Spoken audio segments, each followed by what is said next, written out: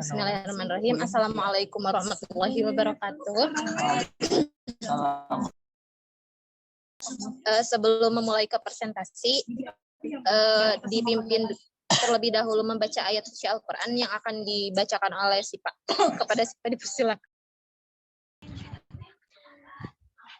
A'udzu billahi minasyaitonir rajim. Wa idza wa'adna Musa 40 lailatan summa takhadtumul ijla min ba'dihi wa antum zalimun summa afawna ankum min ba'di dzalika la'allakum tashkurun wa idh atayna Musal kitaba wal furqana la'allakum tahtadun wa idh qala Musa liqaumihi ya qaumi innakum dalamtum anfusakum bittikhadikumul ijla fatubu ila barikum faqtulu anfusakum dzalikum khairul lakum inda barikum fataba alaikum innahu huwat tawwabur rahim. Shadaqallahul azim.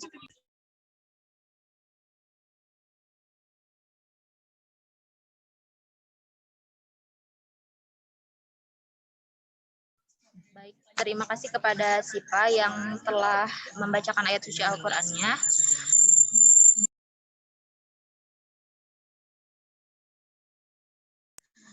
Untuk tahap selanjutnya, izinkan kami untuk mempresentasikan hasil penelitian. Di sini kami tema yang kami ambil itu pencemaran darat. Nah, untuk judulnya itu ada pencemaran tanah oleh pestisida di perkebunan sayur Kelurahan Eka Jaya, Kecamatan Jambi Selatan, yaitu Kota Jambi, studi keberadaan jamur makroja dan cacing tanah. Boleh di next.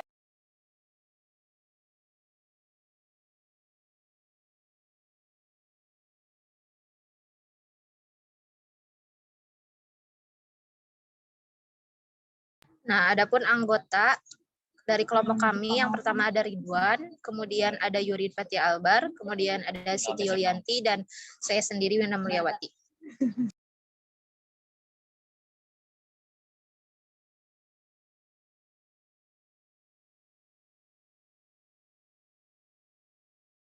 Untuk referensi atau jurnal yang kami teliti itu ada jurnal dari Supriyatna S. Siahan S. dan Restiati pada tahun 2021 dengan judul Pencemaran Tanah oleh Pestisida di Perkebunan Sayur Kelurahan Eka Jaya, Kecamatan Jambi Selatan, Kota Jambi, yang berada di Jurnal Ilmiah Universitas Batanghari Jambi.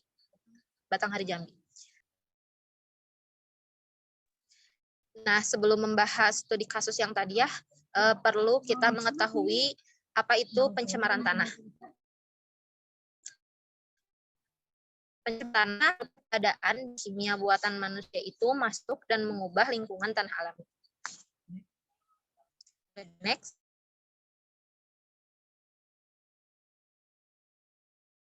Nah, adapun penyebab adanya pencemaran tanah itu diantaranya yang pertama adanya pestisida, kemudian matinya musuh alami dari hama maupun patogen dan akan menimbulkan resurgensi, kemudian terjadinya serangan hama sekunder, kemudian diserangnya oleh kutu daun, kemudian adanya kematian serangga yang berguna dan menguntungkan seperti lebah yang sangat berguna untuk menyerbukan. Dan disebabkan juga dengan adanya timbul kekebalan atau resistensi hama maupun patogen terhadap pestisida sintesis.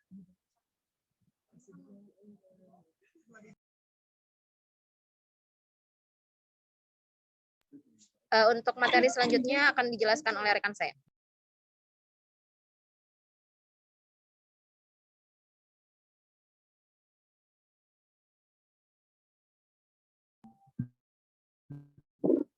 Baik, untuk berikutnya, cek suara Juan ada. Untuk berikutnya itu ada lokasi penelitian. Nah, penelitian ini dilakukan di perkebunan sayur Kelurahan Eka Jaya, Kota Jambi berdasarkan hasil penelitian diketahui bahwa terdapat 2 lokasi yang masih terdeteksi adanya pencemaran pestisida. Next. Nah, untuk studi kasus penelitian ini, yang pertama ditinjau dari permasalahannya. Nah, melakukan penelitian tentang pencemaran tanah oleh pestisida dan keberadaan cacing serta mikorrhiza pada petani sayur di Kelurahan Eka Jaya, Kecamatan Jambi Selatan, Kota Jambi.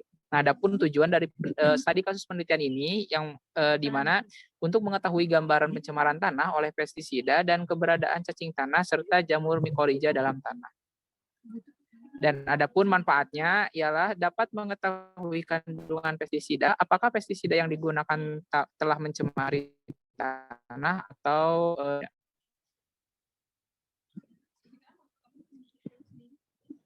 Nah, bisa dilihat dari tabel ya pencemaran tanah oleh pestisida pada petani sayur Kelurahan Eka Jaya, Kota Jambi. Pada tabel 1, kandungan pestisida di tanah pada petani sayur Kelurahan Eka Jaya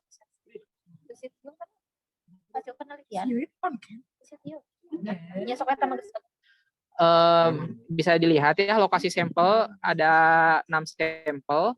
Nah, untuk kandungan pestisidanya yaitu organofosfat, karbamat, dan organoklorin. Nah, di sini bisa dilihat kandungan pestisida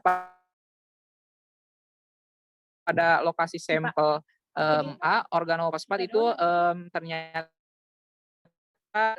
untuk mati ini juga sama negatif, organoklorin juga negatif. Nah, untuk berikutnya di sampel B itu bisa dilihat yang positif, berarti yang memiliki kandungan pestisida itu hanya di karbamat tersendiri. Nah, terus untuk yang sampel C, D itu tidak ada yang positif, semuanya negatif. Kemudian untuk yang lokasi sampel E yaitu hanya karbamat saja yang mengandung pestisida dengan nilai pH positif. Terus yang terakhir itu di lokasi sampel F atau ke-6 itu ya sama-sama karbamat. Nah, jadi bisa disimpulkan dari berdasarkan tabel 1 ini bahwasannya berdasarkan lokasi sampel yang telah ada dalam tabel ternyata ya di sini untuk kandungan pestisida sendiri yang lebih mendominasi itu adalah karbamat. Ya walaupun hanya ada 2 lokasi sampel yang ada kandungan pestisida dari lokasi sampel tanah tersebut. Untuk berikutnya akan disampaikan oleh rekan saya.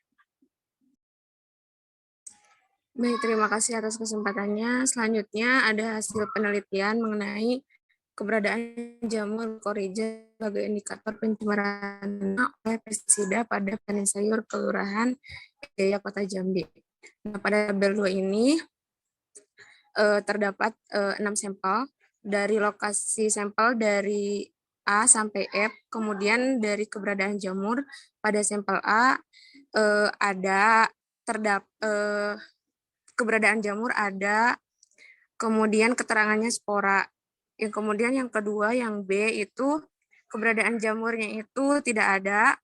Kemudian yang C itu keberadaan jamurnya itu ada untuk keterangannya utuh. Kemudian yang D itu keberadaan jamurnya ada, keterangannya spora.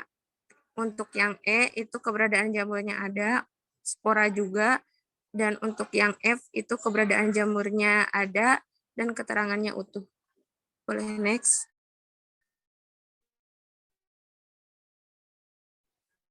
Untuk selanjutnya pada hasil penelitian di tabel 3 yaitu keberadaan cacing di tanah pada petani sayur Kelurahan Eka Jaya, Kota Jambi ada 6 sampel dari A sampai F. Semua sampelnya ada. Keberadaan cacing itu ada.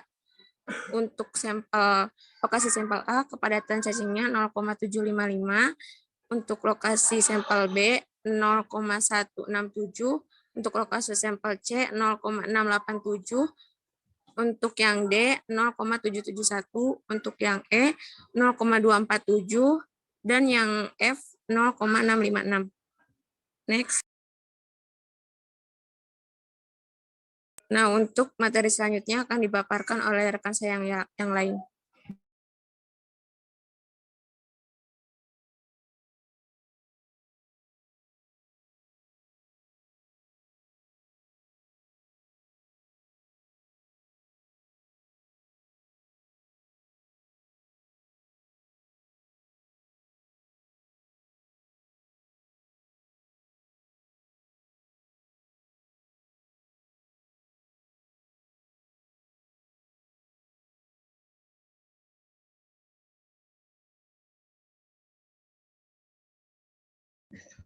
Oke, selanjutnya di sini ada dampak pencemaran tanah. Pencemaran tanah yang terjadi di daerah penelitian tergolong ringan. Hal ini dibuktikan dengan pH tanah yang tidak terlalu asam, berkisar 5,5 sampai 6,2, dan keadaan tanah yang tidak terlalu kering. Keadaan yang lingkungan sekitar objek penelitian dilaporkan tidak pernah terjadi penyakit kulit atau penyakit lain yang memungkinkan terjadi akibat penggunaan pestisida. Pemakaian pupuk dan pestisida dalam jumlah besar menimbulkan pencemaran bagi tanah dan air tanah dengan kadar racun yang beraneka ragam.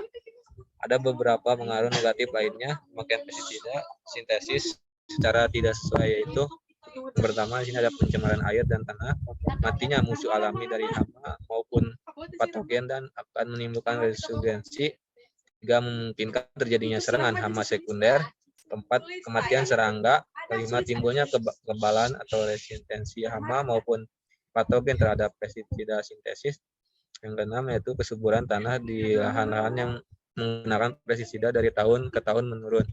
Oke, di next. Ya, selanjutnya di sini ada penanggulangan upaya dalam pencemaran tanah ya. Untuk pencemaran tanah akibat pestisida, di Kelurahan Eka Jaya dapat diatasi dengan sosialisasi mengenai penggunaan pestisida sesuai dosis yang baik benar pada para petani. Hal ini karena pencemaran yang tidak dalam skala besar atau terlalu berat yang memerlukan solusi bioremediasi. Cara menanggulanginya yaitu di sini ada beberapa cara atau teknik dalam menanggulangi pencemaran tanah, diantaranya ya tadi sudah disebutin remediasi yang terdiri dari in situ atau on site dan ex situ atau offset. Yang kedua itu bioremediasi. Oke. Selanjutnya akan dikembalikan lagi kepada moderator. Baik, terima kasih kepada teman-teman pemateri yang telah menjelaskan materinya. Untuk selanjutnya dibuka sesi tanya jawab. Untuk sesi tanya jawab dipersilakan untuk 3 penanya terlebih dahulu. Terima kasih. Atau di kolom chat ya.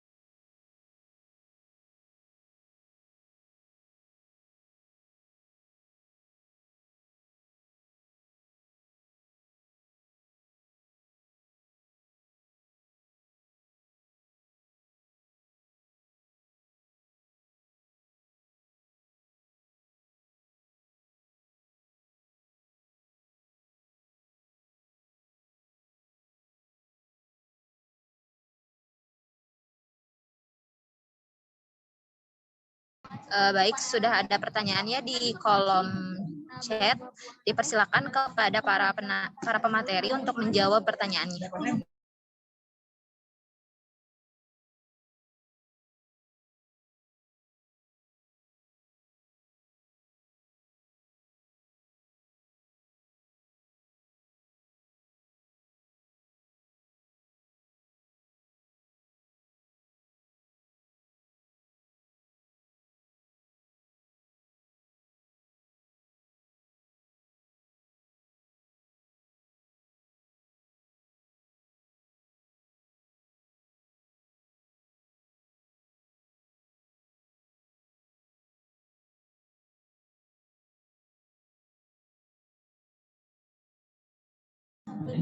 Sebentar ya, izinkan kami untuk berdiskusi terlebih dahulu.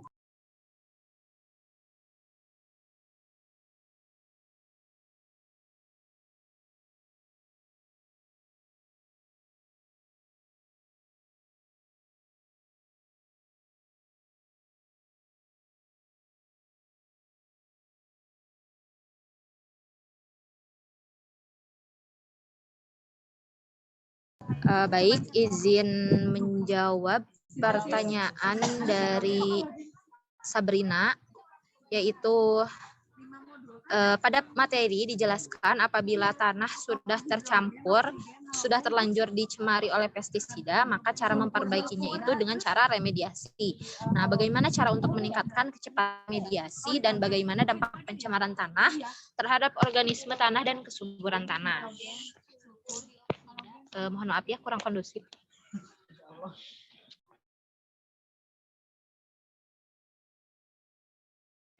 Baik, izin menjawab. Sebelumnya itu kita harus mengetahui terlebih dahulu ya, remediasi itu apa. Nah, remediasi itu adalah kegiatan untuk membersihkan permukaan tanah yang tercemar, seperti reboisasi, ya seperti gitu. Cuman kalau tanah itu sebutnya remediasi. Nah, ada dua cara remediasi tanah, yaitu ada in situ atau on-site dan ada ex situ atau off-site. Pembersihan on-site itu pembersihan di lokasi. Pembersihan ini lebih murah dan lebih mudah, terdiri dari pembersihan injeksi. Kemudian, sedangkan pembersihan off-site itu meliputi penggalian tanah yang tercemar dan kemudian dibawa ke daerah yang aman. Setelah itu, di daerah yang aman itu tanah tersebut dibersihkan dari zat pencemar. Nah, caranya itu tanah tersebut disimpan di bak atau di tangki yang kedap, kemudian zat pembersihnya itu dipompakan ke bak tersebut. Selanjutnya zat pencemar dipompakan keluar dari bak yang kemudian diolah dengan instalasi pengolahan air limbah. Nah, sedangkan pembersihan offsite ini jauh lebih mahal ya dan lebih rumit juga gitu. Nah, adapun untuk dampak atau bagaimana dampak pencemaran tanah terhadap organisme tanah dan kesuburan tanah? Tadi dijelaskan ya di PPT. Ya, beberapa pengaruh negatifnya itu matinya organisme-organisme yang berada di tanah, dan pencemaran air dan tanah yang pada akhirnya akan berpengaruh kepada manusia dan makhluk hidup yang lainnya. Mungkin seperti itu. Bagaimana, Sabrina?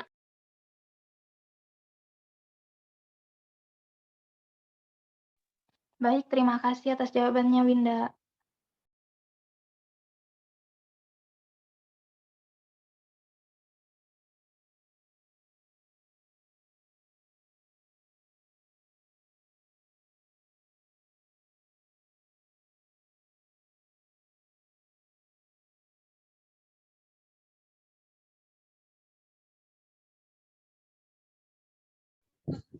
Oke, selanjutnya di sini saya akan menjawab pertanyaan dari Reza.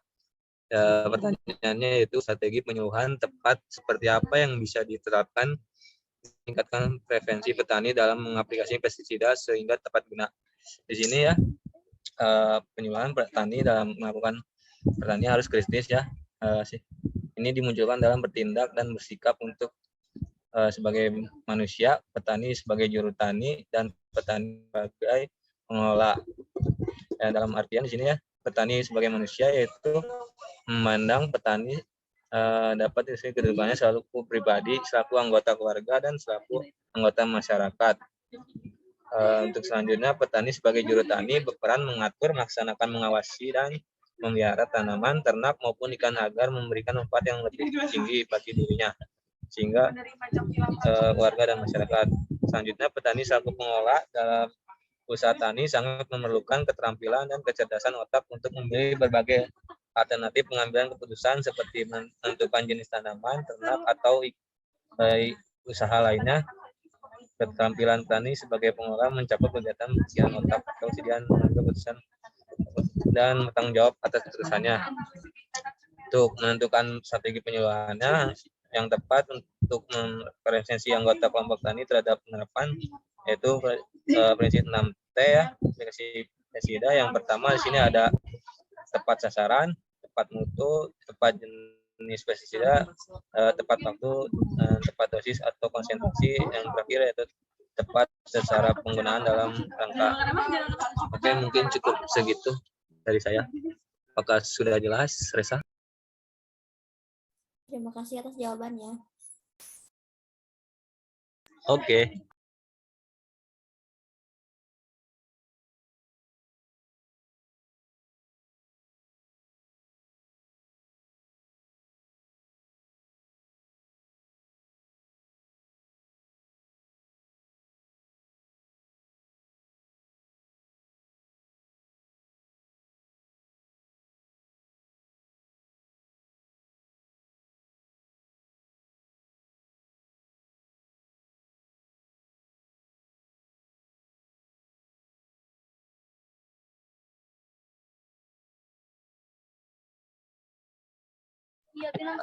Baik, terima kasih.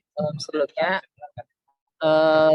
saya akan menjawab pertanyaan dari Sekar ya.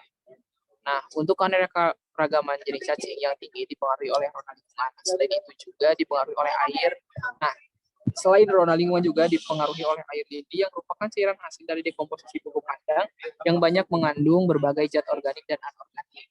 Nah, di sini kalau misalnya dari studi kasus ini itu lebih menginginkan ke lindi ya. Lindi yang terdekomposisi dengan baik akan meningkatkan kadar kimia tanah seperti KOT, C organik, N total, dan pH akan berpengaruh ke keanekaragaman jenis cacing tanah pertanian Kelurahan TK Jaya Kota Jambi.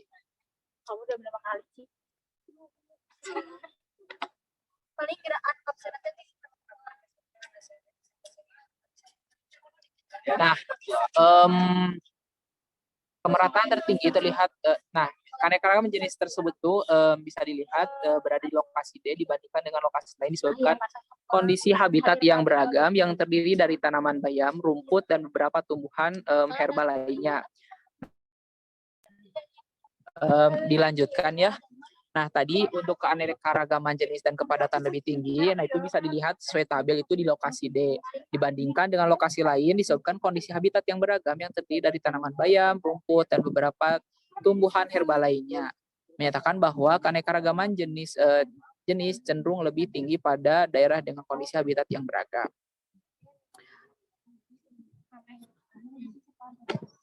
Nah, untuk kemerataan tertinggi terlihat pada lokasi D itu, nah bisa dilihat dari jenis cacingnya ya, itu ada Megas colex, terus Pontos colex, dan Pretima. Ditemukan lebih seimbang jika dibandingkan pada lokasi lainnya. Adapun untuk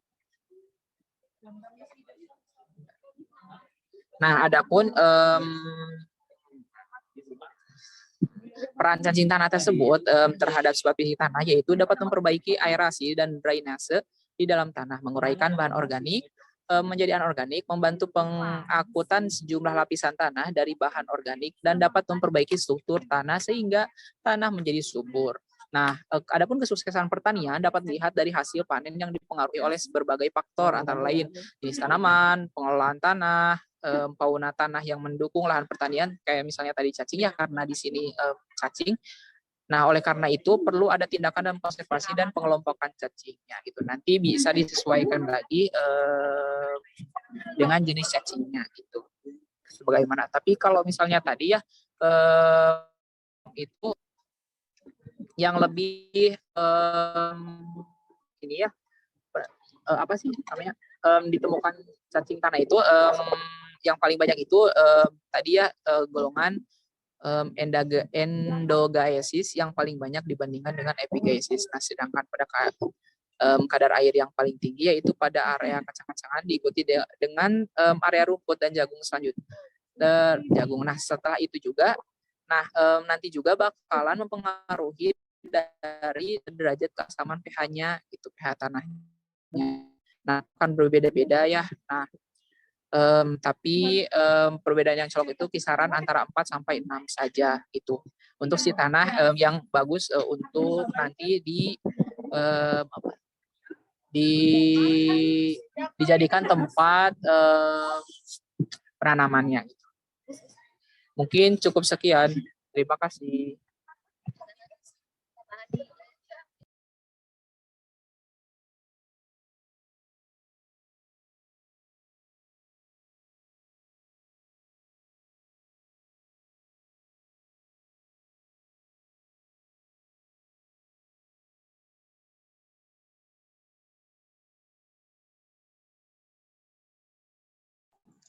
Baik, selanjutnya izin menjawab pertanyaan.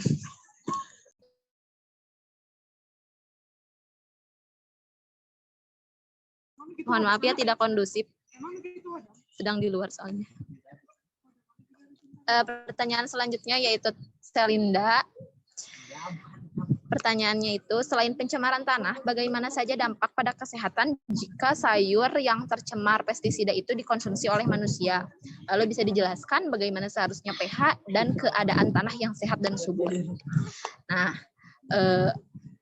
untuk dampak makanan atau sayuran yang tercampur pestisida itu, adanya residu pestisida dalam makanan, termasuk dalam sayur dan buah-buahan, merupakan masalah utama bagi kesehatan masyarakat. Residu yang sampai kepada manusia dapat ditinggalkan secara langsung maupun tidak langsung. Makanan yang mengandung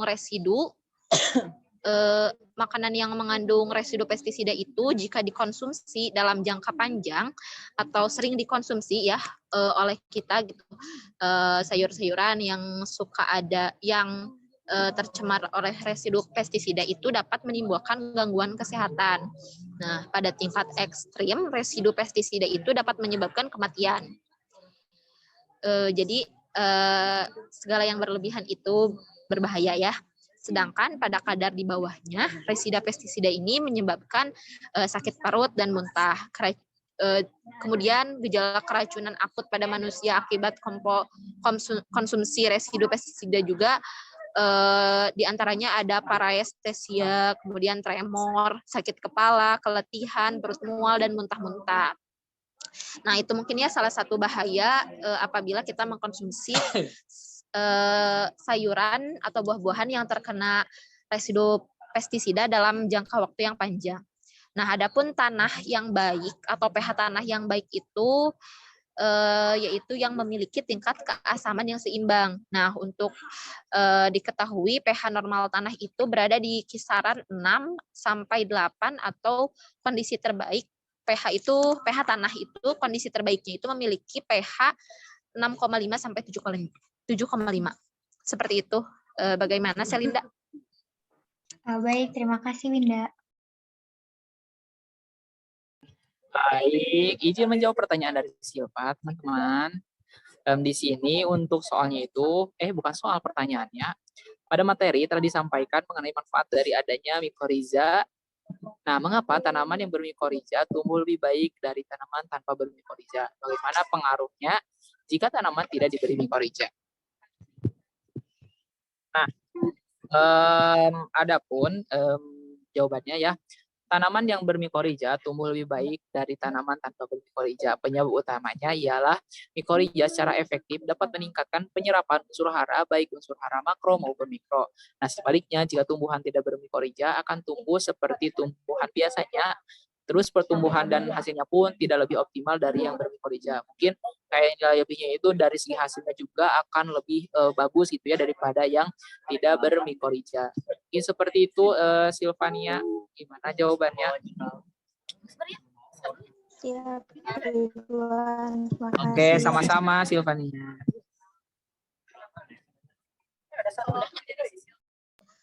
Baik, alhamdulillahirrabbilalamin. Pertanyaan semuanya alhamdulillah sudah terjawab. Boleh